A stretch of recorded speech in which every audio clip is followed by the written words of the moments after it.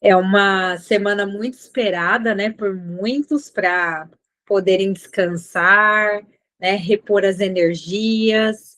E nós, claro, né, porque quem quer um futuro, se fazer um presente construtivo para ter um futuro brilhante, né, independente da idade, independente da carreira profissional, a gente constrói todo dia, nem que seja 1%, né? Em dia que a gente vai construindo aí, em dia que a gente constrói 80%, outro dia a gente está 2%, e por aí vamos. Então, nós da Atualiza hoje, a gente retoma uma mentoria, que foi uma mentoria de muito sucesso, início deste ano de 2025. Foi uma mentoria que surgiu a partir de um cuidado, vou até dizer, um carinho, um cuidado para com algumas alunas, e que não era o nosso foco no momento, mas que as professoras que aqui estão presentes se dispuseram, né, e deu muito certo. Nós tivemos aprovações que a gente torceu e vibrou muito, e que agora se concretizam, né, em uma nova mentoria de mestrado e doutorado, tá, pessoal? Por enquanto, nós estávamos voltadas, cuidando ali dos nossos mentorados que prestam concurso público na área da educação, né, que nós também convidamos vocês a conhecerem, para quem ainda não faz parte, mas as professoras se disponibilizaram a retomar essa mentoria de mestrado e doutorado aqui no Atualiza. O Atualiza é uma empresa voltada, né, para a educação. Nós somos educadoras.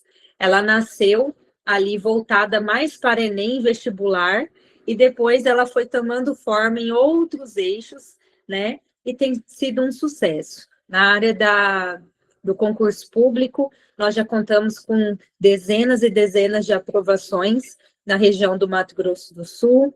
Hoje já estamos com alunos em praticamente todas as regiões do país, e com certeza aqui no mestrado e doutorado eu tenho certeza que vocês estão em ótimas mãos, tá? Eu vou deixar as professoras se apresentarem para vocês, cada uma aí que vai poder contribuir com uma linha de pesquisa que vocês possam estar atuando, mas desde já eu tenho certeza que vocês aqui fazendo o passo a passo que as mentoras vão estar passando para vocês, se disponibilizando a estar, nem que seja 25 minutinhos ali do dia, se dedicando para o seu pré-projeto, observando o que você pode escrever ali um pouco além no seu pré-projeto, qual leitura que você ainda pode fazer para complementar a sua caminhada profissional. Eu tenho certeza que vocês vão conquistar uma vaga aí no seu mestrado, no doutorado, que está, por sinal, muito concorrido, hein, gente?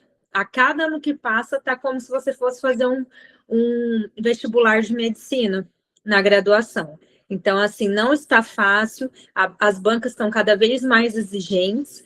Tem gente que passa no processo seletivo ali, na hora da entrevista não passa, ou às vezes o currículo não está tão bacana na hora de ser apresentado. Então, tudo isso nós vamos tratar.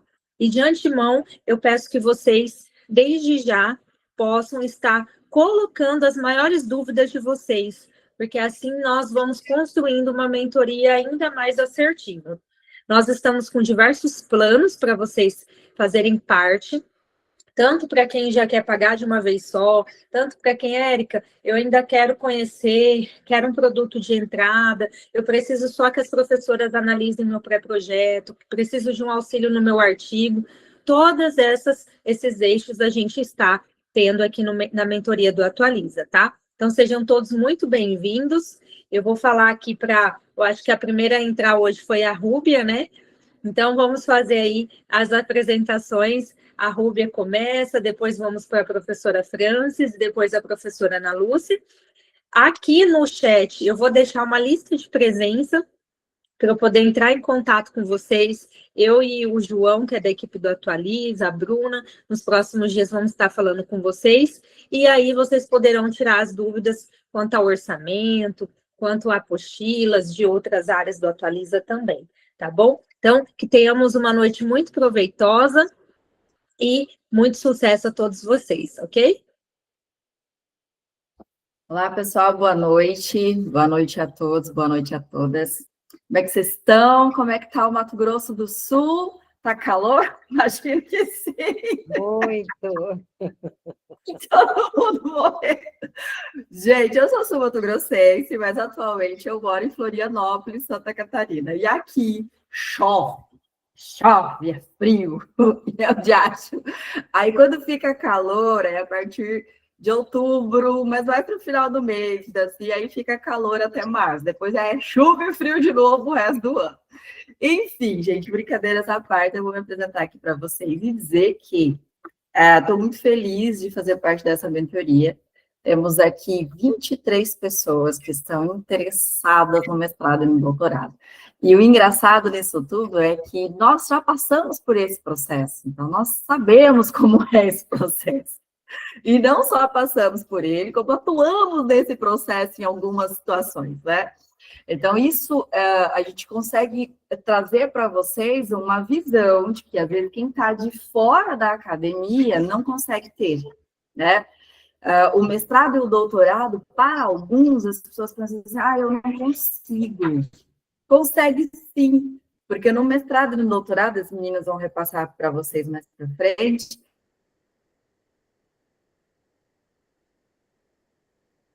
a gente tem critérios para seguir. Se você consegue seguir esses critérios, você está bem lá na. E o que nós fazemos aqui? Nós organizamos esses critérios para vocês cumprirem um a um, para não terem dificuldade de todo o processo. A mestrado e doutorado é um processo, então não é só uma fase, são várias fases, né? Mas, enfim, vou me apresentar para vocês. Eu sou a professora Rubia Ottoni, eu sou pedagoga, eu sou cria da UFMS, sou egressa da UFMS em graduação, em pós-graduação. Passei um tempo lecionando junto com a Ana e com a Francis aí em Aquidauana. Hoje eu atuo em pesquisa aqui em Santa Catarina, sou pesquisadora aqui em Santa Catarina na área de tecnologia e educação especial, que é a minha expertise. Então, as minhas linhas de pesquisa são voltadas, então, para a educação especial, principalmente para transtorno do espectro autista, inteligência artificial, tecnologia assistiva, essas são as minhas linhas de atuação e pesquisa. Quero dizer que eu me sinto muito honrada de estar aqui com a Ana e com a Francis, que são pessoas maravilhosas, que sempre estiveram ali no meu caminho, sempre. E sempre, vai, Rúbia, faz, Rúbia, vai. Eu lembro, eu fui fazer mestrado fora, a gente fez um mestrado fora do país, e a Ana, eu lembro quando eu fui falar com a Ana falou assim, menina Rúbia, vai logo, menina Rúbia. Eu era uma menina mesmo. E isso é muito importante nessa caminhada, sabe? Você ter parceiros, você ter pessoas que vão estar ali com você. Francis também comigo, vai, Rúbia. Eu ainda estava dando aula na UFMS, a Francis era coordenadora na época. Vai, Rúbia, pode ir, deixa que a gente se ajeita aqui. E todo mundo ali muito parceiro, muito companheiro. E o que transformou aquele momento foi essa parceria. E essa mentoria é isso, é essa parceria, esse contato direto com vocês. A gente deseja uma boa noite a todos vocês, que vocês aprendam bastante hoje aqui e que possam aí ficar com mais objetividade sobre o que é esses processos de mestrado e doutorado, tá bem? Um beijo para vocês, qualquer coisa, manda ali no chat, que eu vou ficar de olho no chat enquanto as meninas apresentam aqui. Acho que Francis, é contigo? Pode ser. Olá, boa noite a todos e a todas, sejam muito bem-vindos. Bom, a Rúbia já deu uma boa apresentação aí, né, do que é um pouquinho esse anseio todo do mestrado, e eu confesso que a minha primeira seleção para o mestrado foi a minha primeira reprovação na vida. Eu nunca reprovei de ano, todos os concursos que eu até então fiz eu tinha passado, mas quando chegou no mestrado eu fui reprovada, e vocês não têm a noção da minha desilusão. Né? Foi como se tivesse reprovado lá no ensino primário, a minha tristeza, mas também foi um momento de aprendizagem, porque eu também aprendi que para ir para uma seleção de mestrado, doutorado, não é como a gente quer, como a gente pensa, e aquilo que a gente quer, o objeto da pesquisa que a gente quer. Então, nós precisamos tomar cuidados com alguns critérios, com algumas coisas, né? E embora eu tivesse sido, né, avisada, eu aprendi. A gente tem duas opções na vida: ou aprende pelo amor ou aprende pela dor. Nesse caso, eu aprendi pela dor, né? Porque eu insisti numa coisa em que eu não conhecia, fui, reprovei, mas foi bom porque eu aprendi a encontrar o caminho certo, a pegar as estratégias certas para ser aprovada, né? Então é um pouquinho disso também que a gente traz aqui. Quanto à linha de pesquisa, eu sou uma professora ainda que estou nativa no FMS, sou pedagoga, sou psicopedagoga, sou especialista em didática e meu doutorado também é em educação. E sou uma professora com 40 anos de experiência no chão da escola. Hoje estou no ensino superior, mas eu sou uma pessoa que comecei lá como assistente pedagógica na educação infantil e fui professora de educação infantil, fui professora alfabetizadora, fui professora do 1º ao 5º ano, fui coordenadora de escola, fui diretora de escola. Então, assim, a minha atuação me permite hoje poder fazer orientações em diversas áreas da formação do professor. Eu não consigo, por exemplo, vamos dizer assim, orientar com tanta maestria na educação especial quanto a professora Rúbia, ou na arte quanto a professora Ana Lúcia, porque também a gente tem que saber os nossos limites, né? Então, aqui nós temos uma equipe, e que aí, dentro dessa equipe, aquela que melhor puder colaborar, né, ela vai estar à frente, mas assim também com a ajuda das outras, porque nós somos uma equipe onde vamos unir os nossos conhecimentos e te proporcionar uma melhor participação na seleção. Mas é claro, gente, tudo primeiramente depende de vocês, né? Infelizmente, nós não podemos fazer mágica, mas nós podemos estar aqui facilitando esse caminho com vocês, tá bom? Então é isso. Muito obrigada, Érica, aí pelo convite, desde sempre, né, para estarmos juntas aqui, pela parceria incondicional das minhas amigas Ana Lúcia e da Rúbia, porque, na verdade, a gente se tornou, assim, uma equipe superstar, eu digo, né? Nós temos várias vertentes aí, em onde a gente se dá muito bem, tá bom? Sejam bem-vindos e bora lá. E meninos, meninas, boa noite. Sintam-se acolhidas por nós nesta noite, né? O Atualiza e hoje o trio que estarão aqui com vocês, esse trio que vocês já conhecem de outros lugares, muitos de vocês, estou podendo reencontrar aqui pela telinha, né? Professoras, assim, que há muito tempo, estando aqui dentro do município, a gente não tem se visto. Então, grande prazer para a gente saber que vocês estão aqui conosco nessa empreitada, né? A Rúbia está, assim, geograficamente mais longe, né, gozando dessa temperatura privilegiada aí de Floripa, não quis mais passar calor conosco aqui em Aquidauana, quando vem já fica doidinha para voltar, né? Mas, enfim, né, graças a Deus a gente vê muita luz aí nos seus olhos, né, Rúbia, no que você está trilhando. Francis, companheira assim de jornada de, não vou nem falar para vocês das décadas, porque fica estranho, né? Porém, a gente constrói, no decorrer da nossa vida acadêmica, laços para a nossa vida pessoal, né? E o bacana é isso, que nós podemos fazer dessas experiências, do tempo aí que eu estive como lá, né? Lá em dos 80, lá no começo de 80, quando eu comecei a dar aula, né? 1981, mais especificamente, quando eu ingressei na rede estadual, eu nunca conheci a rede municipal como professora, como docente. Eu sempre fui e já ingressei na rede estadual, primeiramente, né? E como a França tive essa experiência, essa validade de passar pela gestão, né? Como diretora, no papel de coordenação, depois, né, como técnica na Agência Regional de Educação, responsável aí pela área de artes de todo Mato Grosso do Sul, né, na região aqui, nossa região aqui de Aquidauana, e também, né, fui alfabetizadora por 14, 15 anos aí lá dentro da Escola Cândido Mariano, primeiro concurso aí da pré-escola, e quem aí está mais tempo aí sabe o que é isso, né? Conhece esse movimento que era aí para sair um concurso. Não se via concursos, não aconteciam. Então, eu fui alfabetizadora para depois chegar aí a viver essa experiência aí, direção, coordenação, e posteriormente como professora da Universidade Federal, né, de Mato Grosso do Sul, aqui no campus de Aquidauana, onde transitei aí pelos meus quase 17 anos mais, 23 na rede estadual, e nesse interim, nesse percurso, né,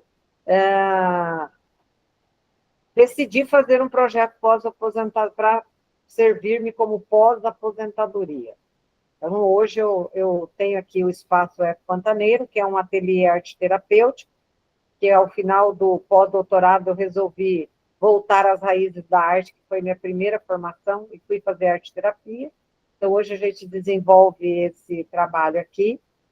Sou hoje vice-presidente da Associação de Arte-Terapia do Mato Grosso do Sul, e as linhas, né, como as meninas disseram, eu nunca vou tirar esse pé, né, da arte e educação, porque é lá que eu construí a base de todos os conhecimentos, né? E a educação, né, gente, onde eu caminhei pela pós-graduação inteira. E como a Francis, também tive essa infelicidade, né, de também levar pau aí na primeira seleção aí para mestrado, e a gente fica muito desapontada, muito indignada, né? Como é que é isso? Como é que não projeto da gente, que a gente debruça tal? Mas logo também entendemos, né, que era preciso fazer uma revisão nos conceitos e em tudo aquilo que acreditava ser essencial, né, para ser aprovada numa pós-graduação, num programa escrito senso. Então, o ingresso, gente, em um programa de pós-graduação é um marco bem importante na nossa trajetória acadêmica e profissional, podem crer. E para conquistar uma vaga, nós só queremos uma vaga, nós não queremos duas, né? É essencial que a gente tenha um planejamento bem estratégico. Posso dizer para vocês, tá? Conhecimento dos processos seletivos, clareza sobre o percurso que a gente deseja trilhar, e é isto que nesta noite nós estamos aqui para conversar, porque isso aqui é uma grande roda de conversa, por isso está sendo, inclusive, realizado pelo Meet, né? A Érica já colocou aqui, já fez a abertura, e colocou as informações, e agora nós vamos estar diretamente, né, falando para vocês de tudo, de todos os pré-requisitos, pontos, e principalmente as exigências, tá, dessa aprovação que vocês estão almejando. Então, vamos lá, né? A gente vai estar aí começando, trabalhando, e, por favor, coloquem para a gente no chat, registrem as dúvidas, tá? Se no momento não estiverem falando, não quiserem falar, escrevam, nos deixe aí antenados com vocês e conectados de fato, ok? Fizemos aí uns slides bem sintetizados, objetivos, para que vocês tenham tempo de diluir, tá? Que vocês tenham espaço para pensar a respeito de imagens que trouxemos sem sem um excesso de informações, porque enxugamos muito aí as informações e fomos direto ao ponto que interessa, ok? Muito bem, já estamos aí, né, no diálogo para a formação. E vamos lá. Vamos lá, meninas? Vamos começar o nosso passeio, a nossa conversa. Ergam as mãos, falem, escrevam, registrem, porque, segundo a professora Ivani Fazenda, quem não inscreve não escreve. Tá? Eu nunca vou esquecer-me disso. Minha orientadora do doutorado e do pós-doutorado. Quais são esses primeiros passos, gente, para que a gente tenha êxito? Afinal, é o que nós queremos, né? Obter êxito aí, tá? Então, as meninas vão entrando, a gente vai alinhando e vamos conversando. Primeiro passo. Muita atenção para o edital do programa que vocês têm como foco. Primeira coisa. Primeiro passo importantíssimo. Eu tenho já um determinado programa ou programas que eu quero focar e ser aprovado e ser aprovada. É a primeira decisão que vocês têm que ter. Considera-se o quê? Lugar onde vocês estão morando, né? Primeiramente, quais são os programas? Ah, não, a gente pode muito bem, sim, se deslocar. E quando eu digo isso, eu falo para vocês de experiência própria. Eu decidi fazer o doutorado em São Paulo e fui chamada por muitas pessoas de insana, né? Por que ia sair daqui toda semana, né? Eu ia na terça e voltava na sexta de São Paulo. Eu ia na terça e voltava na sexta. Eu passei muito tempo sem querer saber de aeroporto e de viagem. Eu garanto para vocês, se alguém falar que nunca enjoou de viajar, eu enjoei. Eu fiquei um pouco surda, inclusive, de tantas viagens e barulho aéreo. Mas eu posso dizer para vocês que cada momento que eu voltava para o aeroporto, para voltar para casa, eu pensava, mais uma vez valeu a pena. Então, ir a Campo Grande, ir a Corumbá, ir a Três Lagoas, quando muitos acham difícil, devo dizer para vocês que não é impossível, tá? Vamos lá, meninas, o preenchimento aí do currículo Lattes. Pessoal, eu quero colocar um adendo aqui nessa questão do preenchimento do currículo Lattes. As pessoas têm muita preocupação de como fazer isso, às vezes não sabem fazer, e não se preocupem em produzir, né? Não se preocupem em produzir. Eu vou fazer uma especialização que não tem como exigência um TCC, um artigo científico, porque para mim é mais fácil. Mas aí, quando você quer ir para estricto senso, você precisa ter publicação. É necessário ter publicação.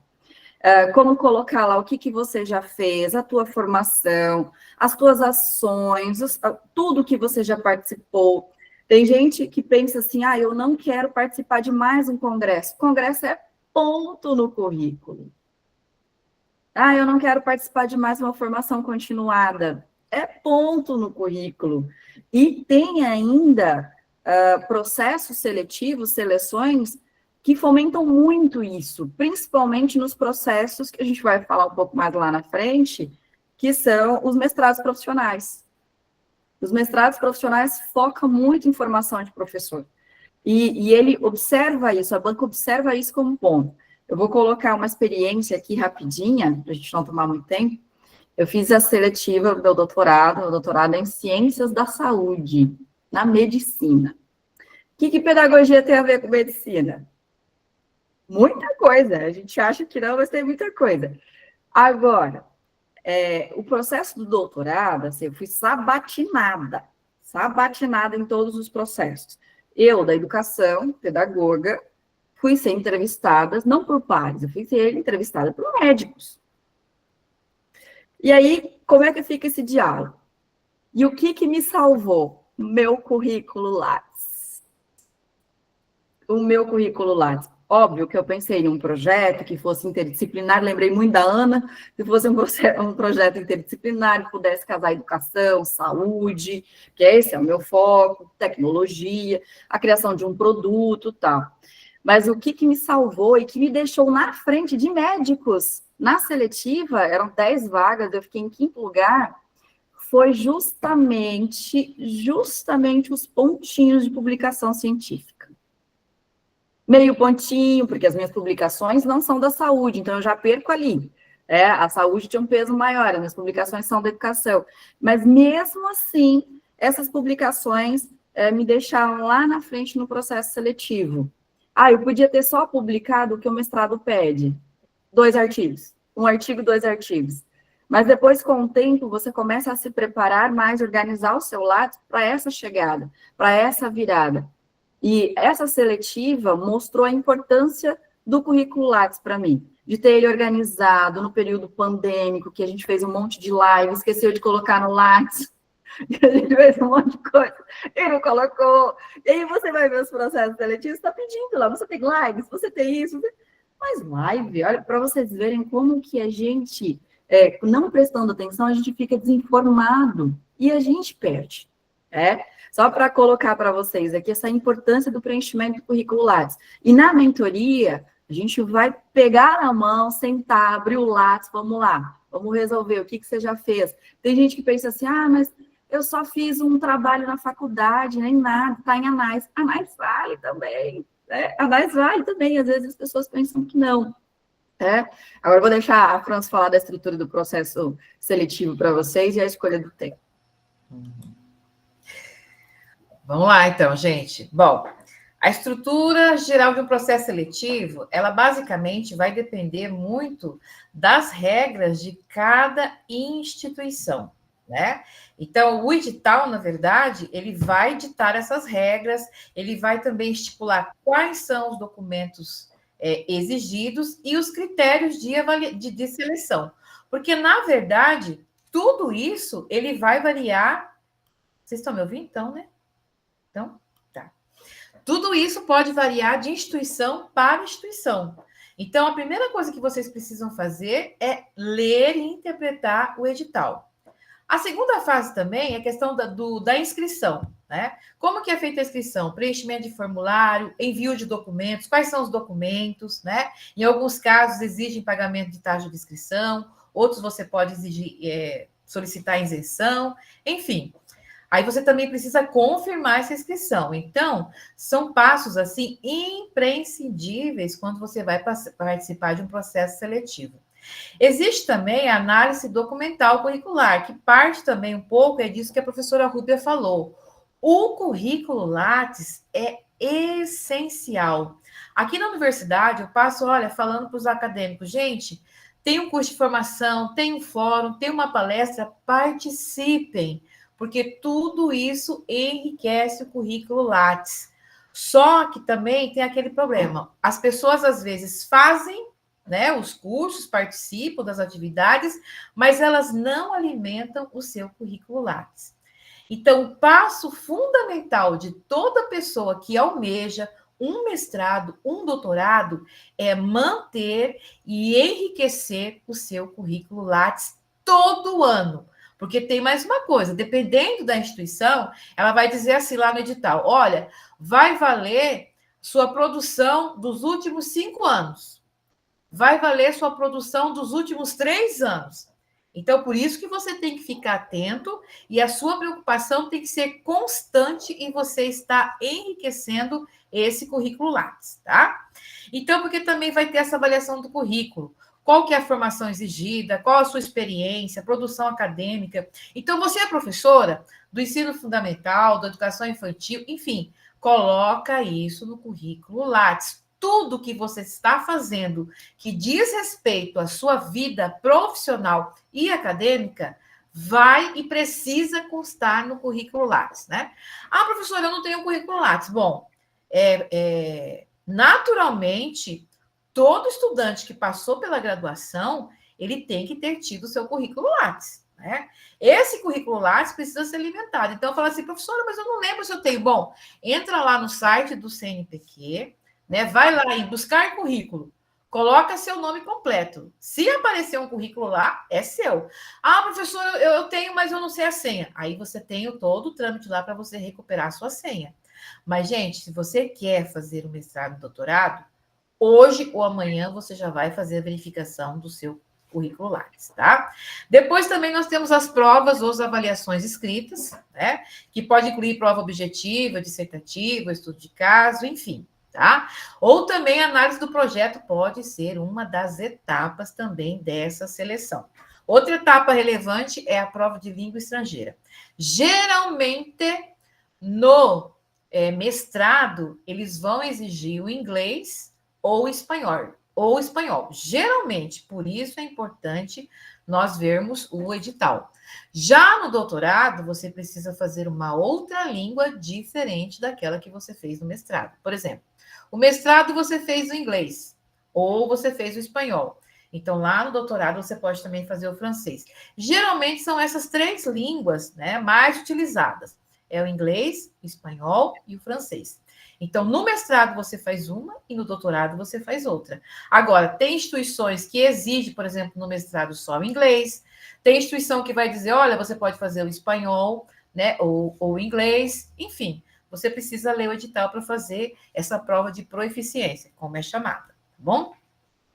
E aí tem a classificação final, que vai ser o cálculo de toda essa pontuação, da sua prova, do seu currículo, da entrevista, enfim, gente, são várias etapas que todas precisam ser tratadas com muito carinho. Então, na mentoria, nós também fazemos esse acompanhamento de ler o edital, de interpretar o edital e de trabalhar, acompanhar e enriquecer também cada etapa pela qual você vai passar. Tá bom? E aí, logicamente, existe a matrícula, né, a contratação. Se você for para uma instituição pública, você não vai precisar pagar, mas se você for para uma instituição privada, né, você vai ter que pagar, ou também você pode concorrer a bolsas, porque geralmente toda instituição privada, elas têm também as bolsas. Algumas têm as bolsas próprias do CNPq, né, enfim, tem vários fomentos aí que vocês podem estar concorrendo. Tá bom? Isso aí é só assim, um resumo, né, de um monte de coisas que a gente tem a possibilidade aí de saber. Só complementando, gente, ó, ainda ainda, né, nesses nossos primeiros passos aí, só para deixar vocês assim pensando muito a respeito, gente, do quanto é importante a leitura, mas uma leitura criteriosa do edital, porque ele vai evitar uma série de equívocos que vocês já começam cometendo. Então, pensem bem o quanto que entender sobre critérios de avaliação, etapas de seleção, documentos que são exigidos, isso facilita muito na sua organização, certo? E quando a professora Ruby e a professora França estão dizendo da importância do currículo Lattes, ele é um documento que dá essa consistência, ele que reforça essa inserção científica e os compromissos que nós temos com a área que nós estamos tratando, no caso, a educação. Tá? Então, não adianta nada que você vá querer dizer que o currículo Lattes não comprove. Tá? Inclusive, é perda de pontos hoje, você anunciar aquilo que não está comprovado lá no seu Lattes. Então, gente, ó, isso como a atenção ao edital, como essa produção científica toda no currículo Lattes, é que vai fazer com que vocês enfrentem as etapas, né, essas etapas do processo seletivo, que é a prova escrita, entrevista, que mais análise curricular, né, principalmente, a prova de idiomas, que a França, inclusive, já especificou bem, e, por fim, o pré-projeto, que vira o seu projeto de pesquisa. É isso que permite, gente, uma preparação bem direcionada, tá? Então, essas fases, cada fase, é onde vocês vão ser avaliados pelas competências específicas, tá? Que vocês trazem aí dentro da produção científica. E aí nós estamos aí, né, com um tópico aí bem importante, que é a escolha do tema de pesquisa. Esse bota qualquer um, gente, assim, para coçar a cabeça, né? Eu quero falar sobre isso, mas eu também quero falar sobre aquilo. Pô, mas eu achei um outro tema interessante, né? Que eu ouvi falar que agora está muito em alta, tal. Se você não começar a delimitar e focar em um tema, ele tem que refletir primeiro a sua identidade acadêmica, gente, tá? Quando a Rúbia disse, eu fui entrevistada pela área da saúde. E onde foi que eu consegui força? Na identidade acadêmica, certo? Então, os interesses por esse tema, ele é de uma relevância muito grande, tá? Então, primeiro, né? Vamos pensar em temas bem definidos, buscar um pouco mais aí o que tem da originalidade. Qualquer programa hoje está requerendo, né? Esse projeto mais inovador. E fazer um projeto inovador, gente, nem sei fazer o projeto, ainda tenho que pensar num projeto inovador. Mas é fato, tá? A gente tem que estar aqui para dizer para vocês, né? O que está sendo muito cobrado, tá? Orientador hoje já está assim, né? Muitas vezes saturado com determinadas abordagens, tá? Então, primeiro, né, além da gente escolher, nós temos que ter a coerência com as linhas de pesquisas do programa que você escolheu, porque isso só aumenta a sua chance, né, de um percurso acadêmico aí mais consistente, mais sólido, tá? Então, é isso, gente. O êxito na pós-graduação, ele nasce de uma combinação. Eu acho que é isso a palavra, né? Entre o preparo técnico que a gente precisa ter, essa curiosidade científica, tá? Essa curiosidade científica e, principalmente, a gente ter, assim, manter acesa essa coisa aí da, sabe, do prazer, da paixão aí pelo conhecimento. Esse aí tem que estar muito alto, viu? Se ele tiver com fogo baixo, gente, já dificulta muito. Então, planeje, pesquise, gente, e acredite nesse potencial que vocês têm, tá? E aí a gente vai agora, né, para praticamente aí para os elementos, né, para a composição desses dos que tem aí, né? Por que é necessário pensar aí a partir do que nós já vimos os critérios científicos. Ô, Ana, só para enfatizar aqui rapidinho, nós estamos com muitas alunas, mulheres também, temos alguns homens aqui, mas muitas alunas que eu conversei hoje estão também com a questão de estarem com filhos pequenos, de ter a demanda da sala de aula, de estarem assim, sem saber se vai para o concurso público ou para o mestrado, tá? Só para enfatizar para vocês. Eu queria falar só rapidinho nessa questão de currículo que as mentoras trouxeram aqui. Quando eu fui para o mestrado, uma coisa que me ajudou muito para voltar a movimentar o meu currículo, que fazia tempo que eu não publicava, sempre participava de formações, tudo, mas publicação fazia um tempo já que eu não publicava, né?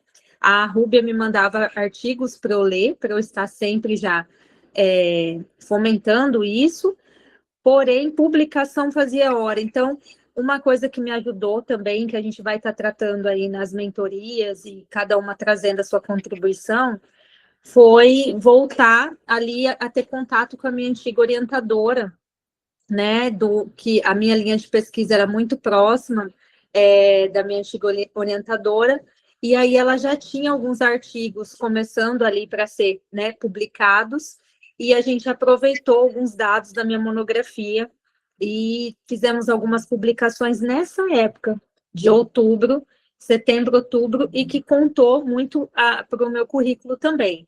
E algo que é bacana é não deixar para fazer para a última hora, porque ele também demora alguns dias, algumas horas, alguns dias úteis para ele atualizar.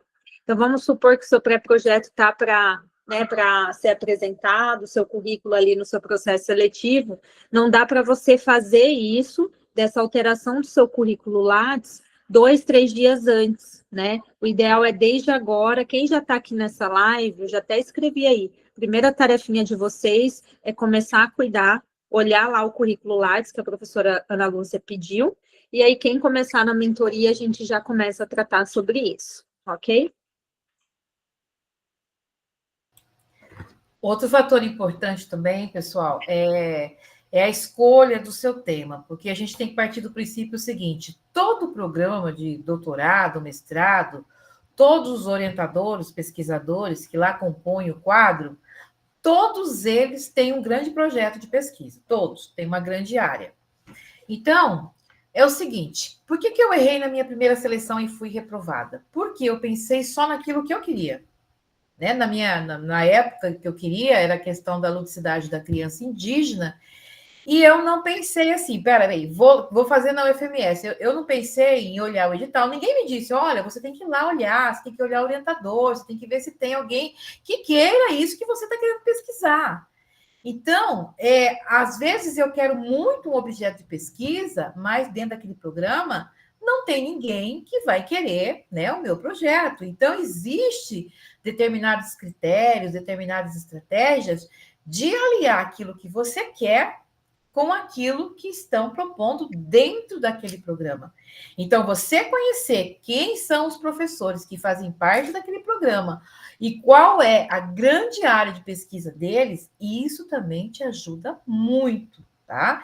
E também fazer a leitura, como a professora Ana Lúcia falou, é essencial a leitura científica, a leitura criteriosa, porque presta atenção, daqui para frente, toda a sua escrita, toda a sua dissertativa, ela precisa estar fundamentada tanto na legislação quanto nos autores pertinentes àquele tema. Então, por exemplo, na prova objetiva do mestrado, doutorado, quando te fazem uma pergunta, na hora de você responder, você tem que responder com base na legislação e também com base em autores. Então, você tem que citar os autores, você tem que fazer uma referência às leis também, porque isso é extremamente relevante e conta ponto. Porque o mestrado e o doutorado são áreas, né, vamos dizer assim, superiores que exigem uma cientificidade imensa. Então, nada mais eu acho. Lá não existe, eu acho. Eu penso, não. É de acordo com a Lei de Diretriz e Bases da Educação Nacional, é de acordo com o Libânio, é de acordo com a ROI. Quer dizer, você tem que fazer referência aos autores. Então, exige de você uma leitura e um conhecimento. Então, isso também é extremamente relevante. E na mentoria a gente vai poder te ajudar melhor, né? O que você quer? Qual que é a sua área? Qual que é o edital? Qual que é o programa que você quer? Então, vamos lá, vamos pesquisar. Quem são os professores? O que eles estão pesquisando? Dá para aliar aquilo que você quer com o que estão, né, necessitando? Porque o professor, ele vai pegar o seu projeto, se o seu projeto contribuir naquele grande projeto dele. Né? Eu, enquanto pesquisadora também, eu vou escolher, por exemplo, para trabalhar comigo, quem vai alimentar o meu grande projeto, tá? Então, tem isso também. Então, não adianta você se iludir, é porque eu quero isso. Não, gente, não é assim. Então, a gente tem que tomar muito cuidado com esses critérios e com esses caminhos que a gente está escolhendo. Por isso que as estratégias são importantes. Presta atenção. O que você quer, o que tem e o que dá para a gente fazer. Tá bom? Verdades acadêmicas doloridas de engolir. Muito bem, arrasou. Isso é muito verdade, gente. Isso é muito verdade. A gente bater no peito e falar assim, não, é o meu projeto. Você precisa de parceiros. Se você não tem parceiros, você não tem projeto, você não tem pesquisa, você não tem nada. Nada. A Francis colocou muito bem. É um processo, e esse processo é um processo de parceria entre você e o seu orientador. Eu sou orientadora. Se não estiver alinhado, não vai pegar. Olha, no meu caso, eu trabalho com educação inclusiva.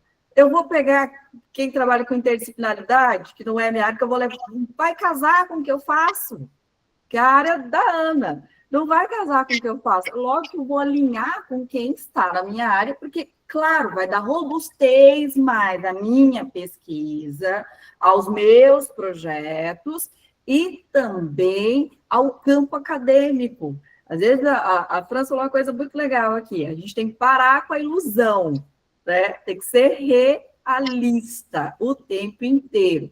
Lembra que eu iniciei falando para vocês que tem critérios? E saber o que quer, com quem quer, com o seu orientador, é um dos critérios. Faz muito sentido na escrita do pré-projeto, na escolha do tema. Eu quero escrever. Eu já fui assim, gente. Eu não passei o mestrado, me arrebentava. Eu ficava por meio ponto e não passava nem pela. Que ódio! Eu ia chorar de ódio. E eu ficava pensando, gente, não é possível, eu tenho pesquisa, isso, não sei o que. Mas não casa com a linha do orientador que eu escolhi, ele não vai escolher. Não faz sentido, vai ter trabalho comigo para quê? Vai ter que me reensinar, não adianta, sabe? Então, a gente tem que ter essa clareza. Eu quero complementar aqui uma questão em relação à prova de idiomas. As pessoas têm muito medo da prova de idiomas. Não se assustem, tá? Você não precisa ter fluência. Você não precisa ser fluente em inglês, fluente em francês, fluente em espanhol, tá?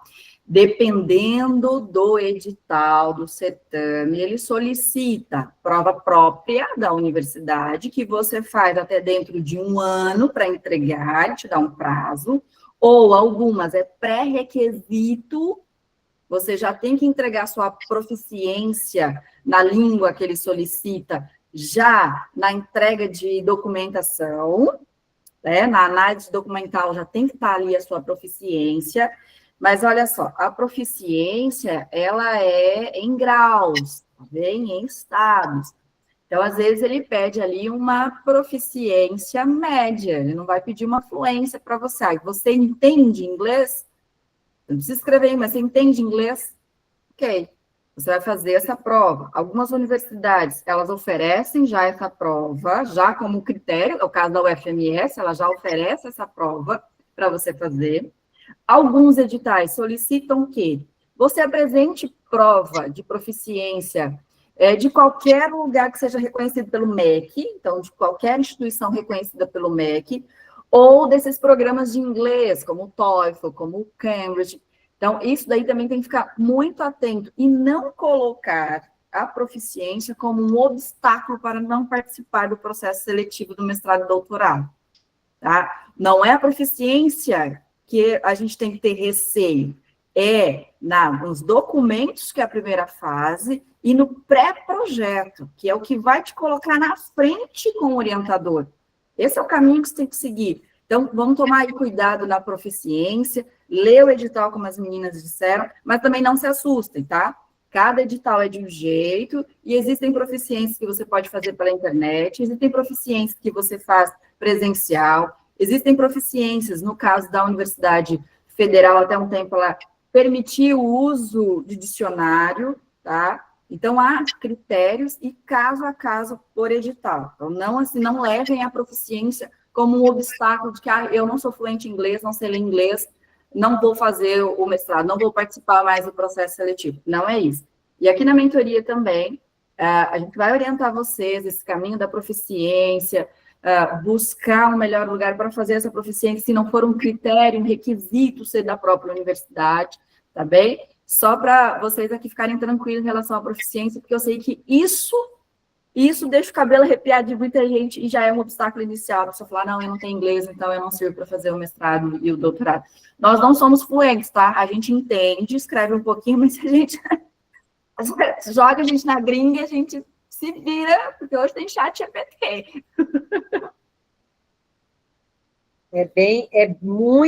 É muito pertinente, gente, vocês pensarem, como a Rúbia falou, e o mais importante ainda que essa prova de proficiência, que normalmente os programas dão um tempo para vocês cumprirem, é muito mais importante e está na frente vocês terem clareza, muita clareza nesse tema, apresentarem uma consistência teórica, né? Vocês viram aí o quanto que a Franci e a Rúbia reiteraram isso tudo que nós estamos falando, gente, porque essa pertinência social e metodológica, ela tem que estar clara nesse pré-projeto.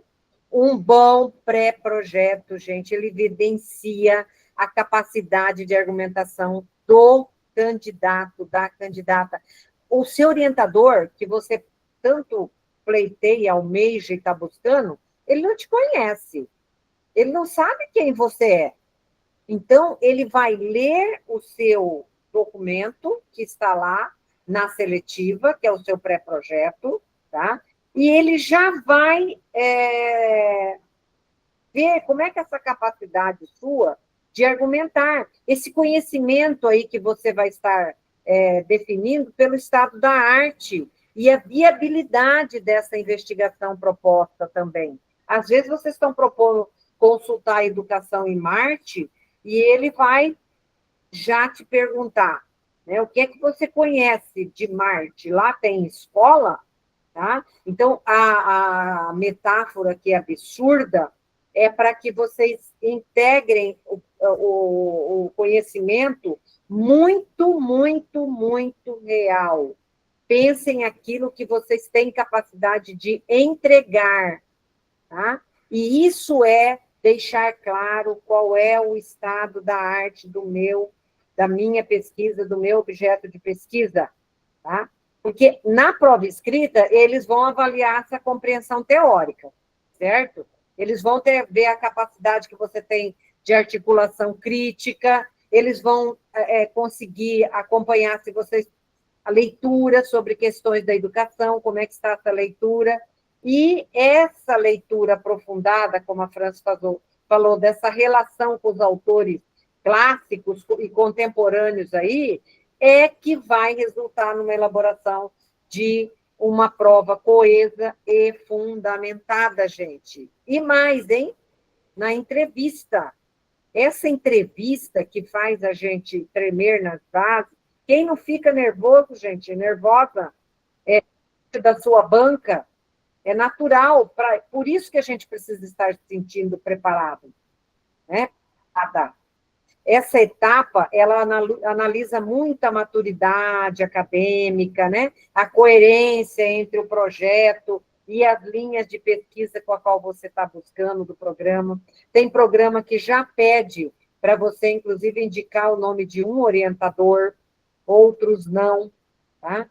Então, essa motivação, essa disponibilidade do candidato para a vida acadêmica, gente, é que é algo, assim, a ser contabilizado na hora de você ser aceito ou não, tá? Então, a prova de idiomas podem ter certeza que não é mesmo o maior bicho-papão, não, tá?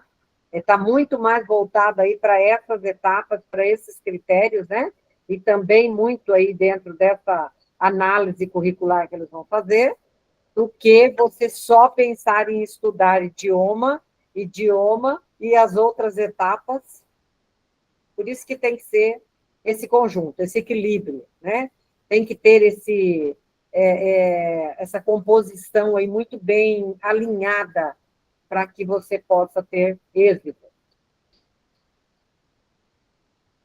Então, vamos lá, né? Aí a gente já vem aí tratando mais especificamente do projeto de pesquisa. Vamos lá? Introdução, meninas, onde a gente inclui o contexto, né, do nosso estudo. Podem, passando a bola aí. Bom, gente, todo projeto ele precisa ter uma introdução, uma apresentação geral da ideia daquilo que você quer. Por isso que é importante a delimitação, né, do seu objeto de pesquisa. Quanto mais você delimitar, melhor fica. Por exemplo, eu quero pesquisar sobre educação infantil. Quando você fala isso, o quê? Eu quero pesquisar a sala da educação infantil. Tá, mas o que dentro da sala? Eu quero pesquisar a prática pedagógica dentro. Tá. Então, assim, gente, quanto mais você afunilar, melhor e mais fácil vai ficar você, de repente, dar andamento ao seu projeto. Então, a introdução é isso. A introdução, você vai apresentar a relevância da sua pesquisa, você vai apresentar o problema da sua pesquisa, e isso são fatores obrigatórios que eu estou falando, tá? Não é se você... Não, você tem que apresentar isso. A relevância, o problema da sua pesquisa, a justificativa, por que a sua pesquisa é relevante, em que ela vai contribuir, porque isso é extremamente relevante. aquela fala da professora Ana Lúcia, olha, cuidado com temas que já estão muito saturados. E isso é verdade. Então, por exemplo, eu vou dar um exemplo concreto. Quando eu fui reprovada, eu queria muito a questão indígena, porque aqui na universidade, quando eu entrei, eu comecei a participar muito de projeto indígena, então eu ia nas aldeias, eu observava. Então, eu queria estudar a ludicidade da criança indígena, né? A sua cultura, o desenvolvimento da sua infância, enfim, eu fiquei apaixonada e eu queria isso. E aí eu fiz um projeto que, ao meu ver, né, eu já era professora da universidade, estava perfeito. E fui para a seleção na própria Universidade Federal, né, onde estão lá os meus colegas. Mas, pasmem, fiz o projeto bonitinho, só que eu não olhei se tinha linha de pesquisa, né, que estudava sobre a questão indígena, se tinha professores que queriam, se tinha um grande projeto dentro dessa linha de pesquisa. Enfim, eu fiz o projeto bonito e fui. Fiz a prova escrita, né, bem fundamentada, tanto é que eu passei na prova escrita, né, fiz as questões bem fundamentadas, e eu acredito que por isso eu tive êxito. Só que quando chegou na entrevista, é que eu acordei para a realidade. Pelas perguntas que me fizeram, né, me detonaram literalmente, embora, porque a entrevista é isso, você tem que ter argumento para defender o seu objeto de pesquisa. E um dos meus argumentos, gente, que era assim, que eu achava assim, não, com esse argumento, né, não tem para ninguém. Porque Mato Grosso do Sul tem a segunda população maior indígena do país. Então, como assim? Nós estamos dentro de uma universidade federal. Mas, pasmem, naquela época, ninguém tinha interesse em estudar questões indígenas. E eu descobri da melhor forma possível, na hora da entrevista. E, olha, de verdade, quando eu saí da entrevista, que eu saí lá fora, que estava uma amiga, eu olhei para a cara dela e falei, eu reprovei. Ela falou, como assim, França? Eu falei assim, só agora eu percebi que aqui ninguém está interessado na questão indígena. Então eu reprovei, né? E não deu outra, eu reprovei na entrevista porque não tinha ninguém interessado naquela época na questão indígena, né? Olha a minha, vamos dizer assim, vou dizer, não sei se para não dizer burrice, né? Porque eu não conhecia, não tive ninguém para me dar o caminho das pedras. Então, aí, o que eu fiz? Bom, pera lá, vamos pensar a próxima seleção. Eu já fui mais sábio, já fui com mais discernimento, já fui pesquisar quem eram os professores do programa, o que eles estavam pesquisando, e encontrei lá, ninguém queria a indígena, ninguém queria. Mas eu encontrei lá alguém que pesquisava a ludicidade da criança pantaneira. Bom, e aí, né, eu já um pouquinho mais sábia, falei, peraí. Porque a gente tem que aliar, porque também, gente, eu vou dizer uma coisa para vocês. Você escolher um objeto de pesquisa que você não tem prazer, vai se tornar uma tortura. Porque, olha, um processo de mestrado e doutorado, a gente tem aquela relação de amor e ódio com o orientador. Ora você ama, ora você odeia. E se o seu objeto de pesquisa não te der acalanto nessa hora em que você o odeia, fica difícil, né? Então, resumindo, eu pensei, bom, dentro da minha região, que é aqui da UANA, que a gente tem aqui o contexto indígena, pantaneiro, ribeirinho, quilombola e do campo muito forte, eu falei, bom, peraí. Eu me matriculei na aula dessa professora como aluna especial, eu fui lá, eu participei das aulas dela, eu comecei a ler as produções dela, né? Porque aí eu já conhecia o caminho das pedras. Falei, peraí. Me matriculei como aluna, comecei a ler, me aproximei da professora, conversava com ela, trocava ideia. E aí, o que eu fiz? No meu projeto de pesquisa, eu inseri a ludicidade da criança pantaneira, que é a que ela pesquisava, mas também incluía a indígena, quilombola, ribeirinha e a do campo. E fiz uma fundamentação muito legal, né? Quando ela viu o projeto, claro que ela se interessou, porque era algo da linha dela, mas que daria possibilidade de ampliar, né? A introdução, gente, é a parte onde eles vão ler, resumidamente, a ideia do seu objeto de pesquisa. Eu digo assim, que a introdução é onde é a sua chance de fazer com que o seu propenso orientador ou orientadora se apaixone por aquilo que você quer, né? E para isso, existe, claro, as estratégias, os autores, as coisas que você precisa constar lá, né? E aí a pergunta da pesquisa também, porque a pergunta é o seu problema, porque toda pesquisa, ela nasce de uma inquietação, ela nasce de um problema. E é claro, você tem as suas hipóteses. Olha, esse problema pode ser por isso e por isso. Mas as suas hipóteses, elas vão ser confirmadas ou não ao longo da pesquisa. Tá? Então, isso você precisa ter também. Qual é o questionamento? E esse questionamento precisa ser muito sábio, precisa ser muito envolvente também. Definir os seus objetivos. Como todo projeto, precisa ter o objetivo geral e, partindo do geral, os específicos. Que geralmente os editais, eles delimitam no mínimo 3 e no máximo 5. Senão também a sua pesquisa, né? E outra coisa, gente, antigamente nós tínhamos, por exemplo, tese com 500 páginas. Ninguém lê 500 páginas de trabalho. Ninguém lê. Então, hoje já existe assim um número, né, propício, um número que a sua pesquisa vai ser lida, porque você pegar um trabalho com 500 páginas, quem que vai ler? Vai falar a verdade, ninguém vai ler. Então, a gente tem isso também, tá? A revisão de literatura. O que é revisão de literatura? São os autores, são as referências. Essas referências podem ser documentais, ou bibliográficas, ou de palestras, ou de filmes, ou de eventos. Enfim, a revisão de literatura, ela tem que ser riquíssima. Ela tem, mas também ela precisa atender aquilo que, de repente, o orientador que você está pensando também quer. Né? Então, gente, são muitas estratégias pequenas, mas que fazem um grande sentido no resultado. Né? E essas referências, elas precisam ter tudo a ver com o seu objeto de pesquisa. Então, não utilizem referências que não têm nada a ver com o seu objeto de pesquisa. E aí que é o grande quê? Você precisa... Quem é o seu orientador? Eu fiz isso. A minha orientadora, e que ela se tornou a minha orientadora do doutorado, ela que era professora, e eu comecei a ler as coisas que ela produzia também, e eu contemplei também, né, as publicações dela dentro do meu projeto, e isso é uma forma maravilhosa de seduzir o nosso futuro, a nossa futura orientadora, tá bom?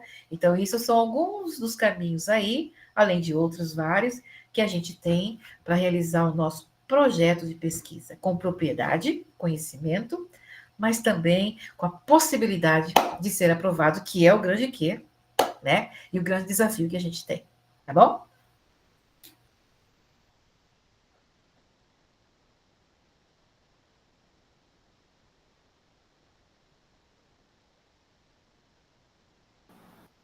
Ok, então vamos prosseguir, né? Nós já temos aí, já falamos sobre essa composição, e temos aí as normativas, né? Como é que são, como é que isso está ancorado, como é que essas exigências dos programas aí de pós-graduação, gente, em educação, como é que eles se constituem, né? Bom, para mestrado, 2 anos, né? E para doutorado, 3 anos, com prorrogação de mais 6 meses, se o doutorando não conseguir cumprir. E do mestrado, 2 anos e mais 6 meses de prorrogação. Onde que está? Onde é que isso está normatizado, né? Isso são exigências, normas da CAPES, né? Os programas Scripto Sensu em educação, eles são regulamentados, né? Pela coordenação de aperfeiçoamento aí, de pessoal de nível superior, que é a CAPES, tá? Vocês vão ouvir muito, né, falar de CAPES. E também, né, gente, pelo Ministério da Educação, MEC. Então, eles seguem diretrizes bem rigorosas e que asseguram a qualidade, no caso aí, dessa formação acadêmica e científica no Brasil, no país, tá? Então, toda essa estrutura do processo seletivo, a escolha do tema, a análise curricular, ela também não pode estar alheia a essas exigências científicas, certo? Porque dentro da CAPES, que regulamenta todos os programas, ela não só regulamenta, como ela também estrutura o funcionamento, né? Tem a portaria da CAPES 81/2016, tá? E em resoluções complementares aí, que vão tratar da avaliação e do credenciamento. Tem programas que são descredenciados da CAPES, porque não atendem tais normativas, tá? E são essas normativas que vão definir parâmetros, gente, para todo o corpo docente e para as linhas de pesquisa. Por isso que a estrutura curricular, a avaliação de desempenho do discente é que vai dar a nota do programa, tá? Programa em Educação no Mato Grosso do Sul, da UFMS, tem nota 5, tem nota 4, nota 5 é a máxima, tá? Então, vai precisar estar muito atento, porque isso vai ser cobrado pelo seu orientador. E pode ter certeza que não se perdoa quando o acadêmico não se mexe para produzir, tá? Por isso que a gente já fala aí de todos esses requisitos, gente, para o ingresso. Por isso que atender, né, a esses critérios definidos lá no edital que nós falamos para vocês, é que vão incluir, né, a apresentação do pré-projeto, a análise do currículo Lattes, a prova escrita, a entrevista e a proficiência em idioma estrangeiro, tá? Cada programa, devo dizer para vocês, que tem a sua autonomia. O programa, ele é autônomo para definir suas etapas. Por isso que um programa, muitas vezes, diverge de outro. Você fala, não, mas eu fiz na UFMS e da UEMS não é igual? Por que que não? Por isso que os editais precisam ser lidos. Existem aí, né, os padrões, gente, de qualidades que a CAP estabelece, mas cada programa, de acordo com seus docentes, estabelecem sobre avaliação e qualidade, tá? Nós estamos sendo avaliados durante todo o tempo do nosso curso aí de mestrado e doutorado. Nós estamos... Fechei meu microfone aqui sem perceber, tá? Então, a CAPES, ela vai realizar aí algumas avaliações que são periódicas, né? Ela vai usar o quê? Indicadores como a produção científica dos docentes e dos discentes, a inserção social que os projetos apresentam, e a internacionalização, que a gente não pode deixar de falar aqui, que é o impacto que as nossas pesquisas promovem, tá? Pensem a respeito de tudo isso, porque são esses critérios que vão garantir que os programas mantenham a excelência, tá? Acadêmica e a relevância social. Tanto é que se um professor não produz, não atende a esses requisitos dentro do programa, ele é retirado, ele é eliminado automaticamente pela CAPES. Não é nem pelo coordenador, gente, do programa. Ele é eliminado pela CAPES. Então, por isso, as exigências dos docentes com os seus orientandos. Por isso que o candidato passa aí por exemplo, compromisso de ética, né? O compromisso de uma pesquisa ética, e se faz com que o compromisso científico atendam a essas normativas, tá? É muito importante a gente pensar que a ética na pesquisa, né, vai aí desde a originalidade, né, daquilo que a gente tem como originalidade, como o cumprimento dessas normas aí da integridade acadêmica, tá? Então, a adesão a esses princípios, gente, é condição essencial para que a gente seja aceito e que a gente permaneça aí nesse programa, tá? Então, não é assim aleatório, né? Muitas vezes a gente diz, como que eu não fui aceito? Se eu passei na prova escrita, se eu passei na análise de currículo, porque não está coerente com as linhas de pesquisa. O nosso projeto precisa estar alinhado para ser aceito, tá? Então, eles se orientam, todos os programas se orientam por um rigor científico que busca formar pesquisadores críticos, éticos e comprometidos. A gente precisa mostrar onde é que o nosso projeto, a nossa pesquisa, vai promover transformação social, educacional, científica, enfim, né? O sucesso nessa seleção, gente, ele depende muito, eu vou falar para vocês do alinhamento entre essas exigências legais da CAPES e o propósito acadêmico do candidato, tá?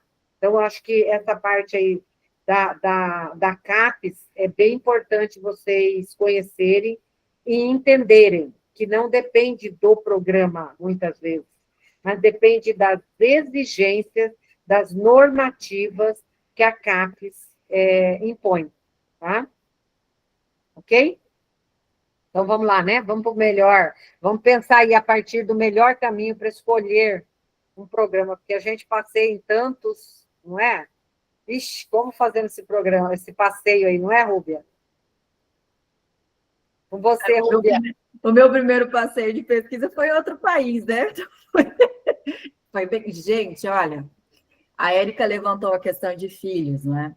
Assim, só para vocês saberem, todas nós aqui, eu, Ana, Francis e Érica, fizemos a pós-graduação em Stricto Sensu com filho. Com filho, trabalhando, sem licença, sem licença, trabalhando. Todas nós fizemos, porque partia do nosso propósito, nosso comprometimento com aquilo que a gente acredita. E eu tenho que dizer, Rúbia, para todos que estão aqui nessa sala, gente, que eu demorei 1 ano para ter afastamento na UFMS, tendo que viajar para São Paulo. No primeiro semestre, eu fazia 2 disciplinas. Eu voava às 2h45 da manhã e retornava no voo das 21h30 de São Paulo. Porque nesse período, nesse ano, eu tinha nada mais, nada menos que 18 orientandos de graduação. Então, gente, filho pequenos, pais, né? Pai com Alzheimer nesse período, toda uma circunstância para cuidar e dar conta, marido também, no meio do mestrado ainda eu fiquei viúva. Então, assim, gente, ó, problemas e dificuldades, né, Rúbia, são inerentes à nossa vida, sabe? Mas não adianta. E no meio do meu programa, no meio do meu curso de mestrado, gente, eu tinha uma orientadora, o nome foi uma carrasca. Ela olhou para mim e disse assim, depois de 1 semana, que o marido tinha morrido do coração. Chega 3 dias, 5 dias para chorar, deu. Voltamos aqui à realidade, o mestrado não parou, e agora vamos em frente. Eu estava ainda de licença, né? Ainda estava aí no período do luto. Tá? Então, na outra semana, eu tive que retornar, porque já tinha apresentação do trabalho. Então, aquela história do enxuga as lágrimas, que só a sua dor é só você que sabe, para mim foi assim colocada na forma mais dura que eu poderia ouvir de uma pessoa. E ela olhou bem nos meus olhos e disse assim, também fiquei viúva na sua idade. Então, eu sei o que é isso. Vamos, seguindo em frente. E eu não tinha alternativa. Porque parar, gente, é a pior decisão que a gente pode tomar. O compromisso que a gente estabelece com um programa de pós-graduação é muito grande. Então, já decidam também, né, Rúbia? Querem seguir em frente. Não levem os nossos exemplos piores, não. Mas se mirem neles para que vocês percebam que realmente, gente, é preciso ter coragem. É como tudo na vida, né, Ana? Tudo na vida você precisa ter coragem. Então, o programa Stricto Sensu tem que pensar no seguinte, são 2 anos de mestrado, 2 anos vai passar de um jeito ou de outro. Vai passar de um jeito ou de outro. Então, vamos fazer logo isso, vamos matar logo isso. São mais 3 anos, 4 anos de doutorado, vai passar de um jeito ou de outro, você vai ter que estudar do mesmo jeito. Então, mata isso logo, já resolve isso. sabe? Então, esse é o pensamento que você tem que colocar. Nem todo mundo quer fazer mestrado, doutorado para seguir a vida acadêmica. Quer fazer por outros propósitos, quer fazer por outras questões, né? Eu aqui, no caso, eu trabalho com pesquisa para empresas, eu preciso da ciência, ela tem que caminhar comigo, não tem jeito. Mas aqui, gente, falando do melhor caminho aqui para a escolha, nós já falamos todos esses caminhos durante aqui a nossa conversa, mas só aqui para recapitular com vocês, então, analisar bem a linha de pesquisa que você quer. Leva em consideração o que a professora Ana Lúcia disse. Tem linhas de pesquisas e orientadores que já estão saturados com as questões que chegam, sabe? Com os problemas de pesquisa que chegam. Vou dar um exemplo claro. No meu caso, que oriento muito educação especial e oriento no TEA, né? Que é a minha linha de expertise. Só me chega a pesquisa de TEA. Eu não aguento mais olhar. Porque nem me desafia mais algumas coisas. E aí o orientador pensa assim, isso aqui já tem muita gente que escreveu sobre isso. Então, antes de pensar também ali na sua análise, pensa, quanto de pesquisa que tem sobre isso, quanto que tem que descobrir ainda, quanto que vale essa discussão e esse debate, sabe? É isso que a gente tem que pensar. As pessoas chegam e perguntam, como é que vai trabalhar práticas pedagógicas com criança que tem transtorno do espectro autista? As pessoas já estão saturadas disso. Mas isso não chega no chão da escola, na sala de aula. Gente, não chega nem a didática comum. Vai chegar para a educação especial inclusiva, assim? Não vai. Mas no mundo acadêmico, que é isso que vocês têm que entender agora também, tirar a ilusão, é um precipício. A academia do chão da escola é um precipício. Tudo aquilo que... Não, porque na minha sala de aula aconteceu isso, eu faço isso. Caso em quê? Vou abrir um parênteses aqui. Por favor, você indica aí para esse pessoal questionar se a inclusão está funcionando na escola. Não é? Porque isso ninguém está falando, essa política de inclusão bonita que estão colocando aí. Estão colocando aí. Pois é, ninguém pergunta, só vem falar, porque eu fiz isso. Igual vem falar de inovação. Aqui, falando do melhor caminho, né? Investiga aí a reputação do seu corpo docente. Hoje, gente, no geral, os professores, eles estão muito alinhados às novas tecnologias, muito alinhados a uma pegada bem crítica do dia a dia, muito alinhada, não está mais naquilo, eu vou escrever mais do mesmo. Eu sei que a sala de aula do Brasil tem 40 alunos, 50 alunos, eu sei que já tem. Você vai escrever sobre isso de novo? Todo mundo já sabe sobre isso. Agora, eu vou escrever o seguinte, o que eu posso fazer quanto pesquisadora para melhorar este contexto? Maravilha! Aí você começa a ter outros vieses, sabe? E aí, nesse caminho que você tem que observar, as pessoas colocando...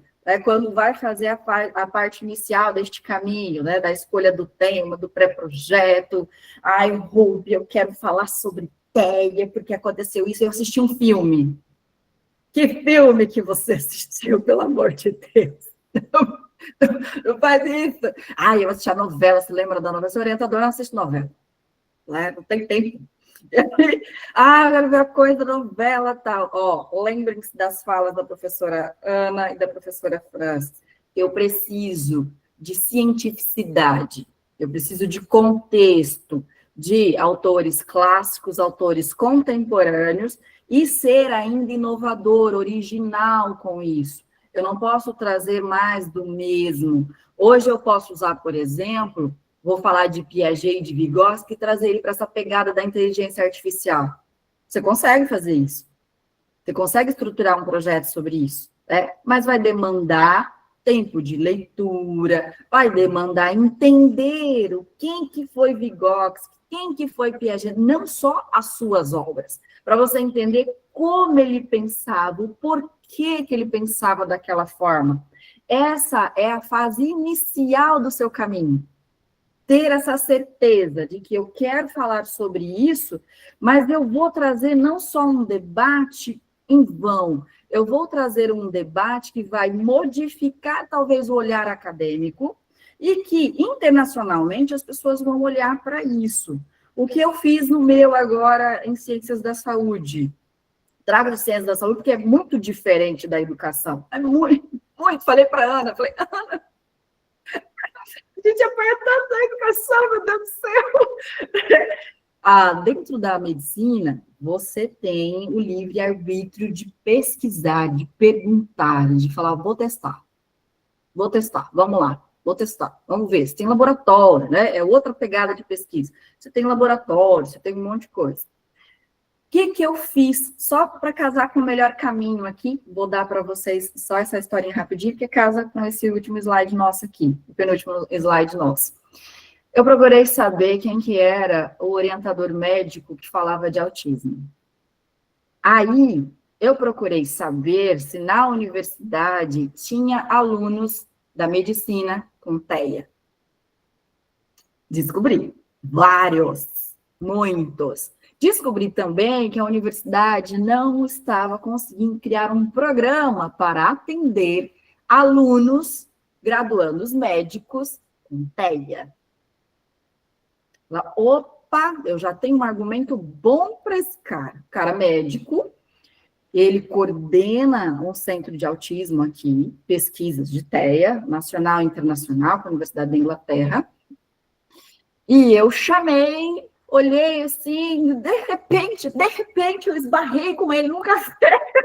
De repente, é porque a gente trabalha no mesmo complexo, né? Trabalha na universidade, eu trabalho um pouco mais abaixo. Mas antes eu fui saber quem ele era, o que ele pesquisava, o que ele escrevia, quem que era aquela pessoa, como ele pensava, como ele respirava. Porque o meu discurso tinha que ser objetivo com ele. Não posso perder tempo, né? Ele também não pode perder tempo. Então, qual foi o meu melhor caminho para isso? Fui ver publicações acadêmicas dele, aí entendi que, olha só, a trajetória dele.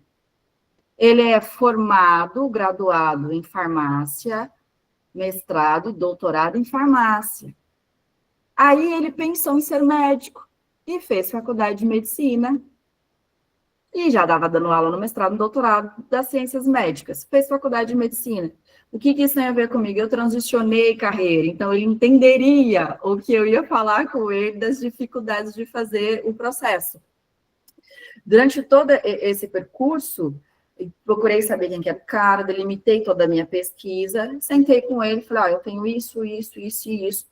A universidade está apresentando isso e eu posso oferecer isso. E aí a gente chegou num consenso de que como treinar médicos autistas para o mercado de trabalho? Como que a gente vai fazer isso? Então, casou as duas dificuldades.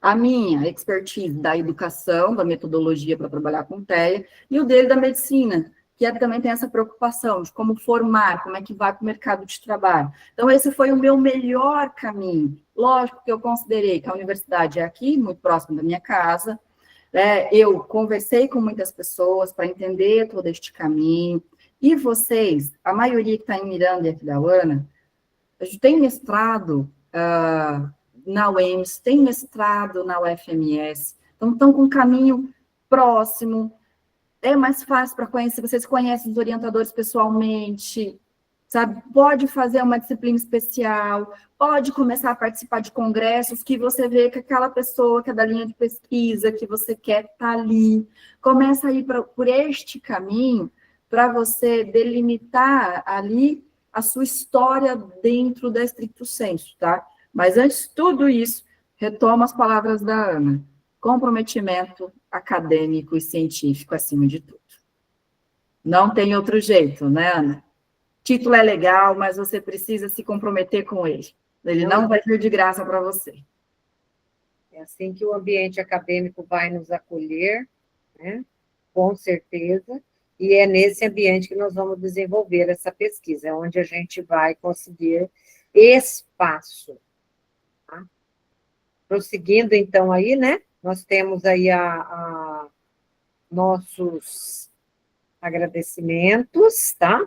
Primeiro pela confiança e pelo interesse, né, em nossas propostas de formação e educação e outras áreas afins, coloquei até em outra fonte aí para outra cor. E acredite, gente, depende muito da preparação, da dedicação e da autenticidade. Busque ser autêntico. Chega de projeto fictício, que você não vai conseguir defendê-lo a ponto de ser aceita. Cada etapa que a gente vive nesse momento, nesse período, é uma oportunidade, gente, para mostrar não apenas conhecimento, mas propósito, né? E consistência nesse objetivo, tá? Que nós estamos aí nos propondo, que é ser aprovado em programa de mestrado e doutorado. Então, por isso que aqui, né, nós da Atualiza, né, promovemos essa noite com uma troca, tá? Com uma oportunidade de aprender, de fortalecer esse compromisso com essa educação que nós realmente acreditamos. Vocês já perceberam que nós não falamos de um vazio, nós temos a nossa convicção, porque a França até disse aí um momento, não se diz eu acho, eu acredito, né? Eu penso a partir disso. Então, essa confiança depositada no nosso trabalho, gente, só vem nos inspirar muito a continuar, né? Em promover mais experiências formativas como essa, e éticas e comprometidas, né? Bem comprometidas, porque nós somos comprometidos com esse desenvolvimento humano e profissional, gente. Nós estamos nos propondo aqui a seguir junto, porque nós acreditamos no poder do conhecimento e da colaboração e do crescimento contínuo. Tanto acreditamos e acredito que estou lá nos bancos da universidade, de volta fazendo o curso de fisioterapia. Tá? A partir da arte-terapia, a pulguinha me pegou, né? E me fez querer conhecer muito mais aí nesse campo da saúde. Tá? Então, gente, não tem. Universidade, eu posso ter saído da universidade, mas a universidade não saiu daqui. Tá? Continua aqui. Estou aí envolvida, né, França, nos cursos, nas formações, nos projetos, e aqui nós queremos encontrá-los, né, nesse nossos momentos, nesse movimento, né, Érica, de formação, e a Érica disse muito bem, se colocou muito bem no início, sobre todas as possibilidades. Então, não tem aquele que diz, eu não tenho condição nenhuma, porque quando nós queremos, nós fazemos acontecer as condições. Então, eu já vou agradecendo, tá? Um beijo, desejando aí a todos, né?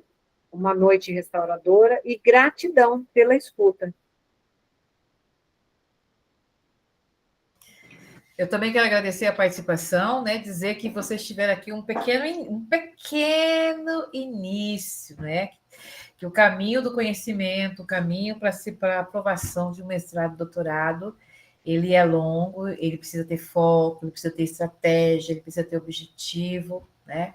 E se vocês quiserem saber mais, depois vocês conversem aí com a Érica do Atualiza, tá bom? Muito obrigada pela presença de vocês, obrigado pela companhia das minhas sempre amigas Ana Lúcia, a Rúbia, a Érica. Gratidão por mais essa noite de aprendizado também. Pessoal, também vou aqui agradecendo a presença de vocês. Vocês sabem que nós somos professoras, né? Estou fora da academia como a Ana, mas professora é professora, não tem jeito. A gente fala muito, e se deixar, a gente ia falar muito mais tempo aqui. Mas quero agradecer esse momento aqui com vocês, para mim é sempre muito prazeroso. Me lembra aí a minha real essência, que é a docência, que é o que eu gosto muito de fazer. E quero também deixar aqui para vocês o seguinte, nós falamos bastante da mentoria, do mestrado e doutorado, mas nesse percurso da construção também de artigo acadêmico, nós também estamos à disposição para orientá-los no que for necessário. E às vezes, como é que eu faço um artigo, como é que eu vou fazer isso, tal. Só para vocês terem uma noção, tá? Na última pós-graduação que eu trabalhei, eu, Ana e França, cada uma teve uns 30 orientados, pouquinho. Bem pouquinho. Então, a gente consegue, a gente tem um pouquinho de manha de como fazer um artigo científico. Então, isso também para colaborar no Lattes de vocês. Eu quero fazer um mestrado, maravilha, vamos tentar agora, vamos começar a escrever aí um artigo científico para você publicar. A gente tem revista na UFMS, tem revista na UEMS, tem revistas aí no Brasil inteiro, e é bacana e é legal você colocar seu conhecimento, defender seu ponto de vista. Então, a gente também tem esse trabalho com vocês, que é essa produção do artigo acadêmico, desde a ideia à conclusão. Beijo, gente, fiquem todos com Deus, um prazer enorme estar aqui com vocês. Érica, meu amor, é contigo. Obrigada, meninas. Eu quero também pontuar, antes do pessoal sair, como a Ana bem disse, né, que ela tinha que viajar bastante, e às vezes é uma escolha até da linha de pesquisa. Mas agora nós temos uma expansão da pós-graduação aqui próximo a gente, com muita qualidade, né, em diversas temáticas, pessoal. E a maioria de vocês não precisa mais, talvez, ter que ir para muito longe para fazer um mestrado. Pode ser que depois você vá para fazer um doutorado, um pós-doc, mas no mestrado nós temos a chance no Mato Grosso do Sul, próximo a onde você mora, de você fazer essa prova, tá? Temos alunos que estão vindo também de outros estados, então também há a chance de você olhar os programas de pós-graduação que estejam próximo a você, né? Que te contemplem, que encaixe na sua rotina e que vai dar tudo certo. Mais uma vez eu quero agradecer as professoras aqui presentes, a todos os alunos, temos alunos da nossa mentoria de concurso público que vieram nos prestigiar aqui também, e dizer para vocês, pessoal, não deixe passar a oportunidade. Às vezes você fala, ano que vem eu faço, né?